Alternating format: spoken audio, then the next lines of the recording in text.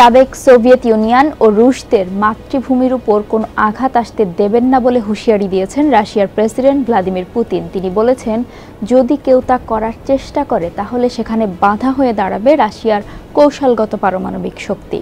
রুশদের মাতৃভূমি বলতে পুতিন তার দখলে নেওয়া ইউক্রেনের ভূখণ্ড ও বিস্তৃত অঞ্চলকেই বুঝিয়েছেন। এই বক্তব্যের মাধ্যমে পুতিন কি পারমাণবিক শক্তি ব্যবহারের হুমকি দিয়ে রাখলেন? এসবের জন্য কি প্রস্তুতি নিচ্ছেন তিনি? তার পরিকল্পনাই বা আসলে কি? আজকের প্রতিবেদনে আমরা এসব প্রশ্নের উত্তরই খুঁজব। আপনাদের সঙ্গে আছি আমি রুকাইয়া জহির।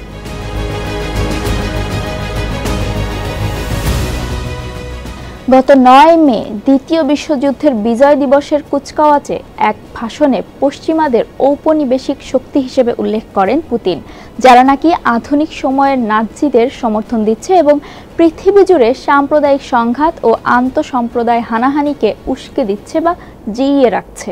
পুতিন হুঁশিয়ারি দিয়ে বলেন, রাশিয়ার কৌশলগত পারমাণবিক শক্তি মাতৃভূমিকে বিপন্ন করতে দেবে না। এ সময় ন্যাটো জোটের মদতপুষ্ট ইউক্রেনের সাথে রাশিয়ার চলমান সংঘাতকে বিশ্বযুদ্ধকালীন সংগ্রামের সাথে তুলনা করেন তিনি। এ বিষয়ে তিনি বলেন, হিটলারের বিরুদ্ধে ৩ বছর টানা একাই সংগ্রাম করতে হয়েছে রাশিয়াকে। অন্যদিকে ইউরোপীয়রা সমর্থন দিয়েছে জার্মান ওয়ারমাক্টকে।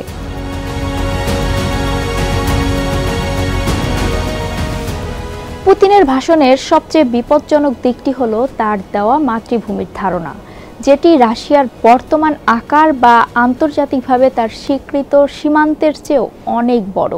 রাশিয়ানদের বড় অংশই এতে বিশ্বাস করেন। রুশ অর্থনীতি বা জনসংখ্যার অনুপাতে বিশ্বে রাশিয়ার আধিপত্য আরও বিস্তার করতে চান পুতিন। পুতিন বলেছেন, মাতৃভূমি বিপন্ন হলে রাশিয়া পারমাণবিক অস্ত্র ব্যবহারে দ্বিধা করবে না।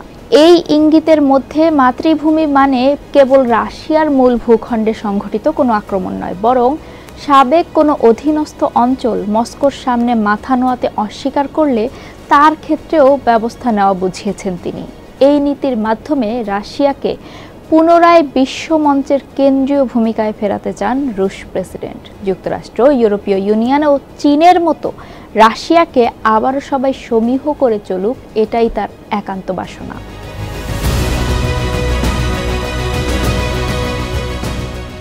এই মনোভাবের ব্যাখ্যা জানতে আমাদের ১৯৯১ সালে সোভিয়েত ইউনিয়নের পতনের সময়ে যেতে হবে। সমাজতন্ত্রের আদলে গড়া নতুন সাম্রাজ্য যখন ভেঙে খান খান হচ্ছিল, এই ইতিহাসের অনেক বিষয়ই আজও অমীমাংসিত এবং জানিয়ে বিতর্ক দিনকে দিন আরও তীব্র হচ্ছে।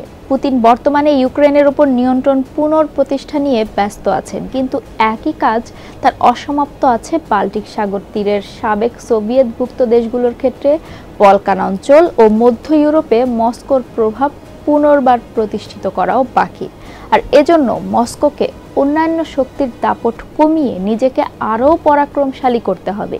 এ কাজে পুতিন যতই সাফল্য পাবেন, তত দ্রুতই অর্ধসমাপ্ত কাজগুলো শেষ করতে উদ্যমী হবেন।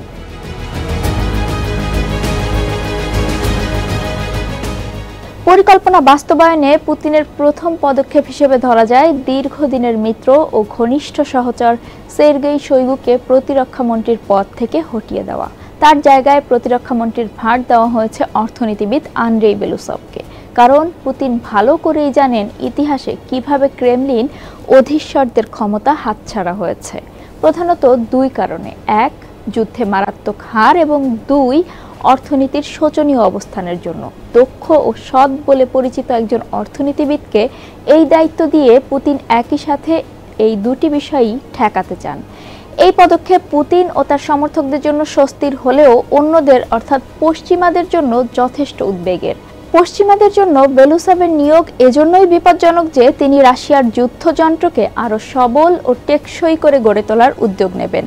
দেশের শাসক পুতিনের যেসব বড় উচ্চাকাঙ্ক্ষা আছে, তার সাথে সঙ্গতি রেখেই তা করা হবে। সুতরাং বেলুসভের কারণে ইউক্রেন সহ মস্কোর সাবেক প্রজাদের কেবল নতুন করে ভাবার সময় এসেছে তাই নয়, একথা পশ্চিমাদের জন্যও প্রযোজ্য।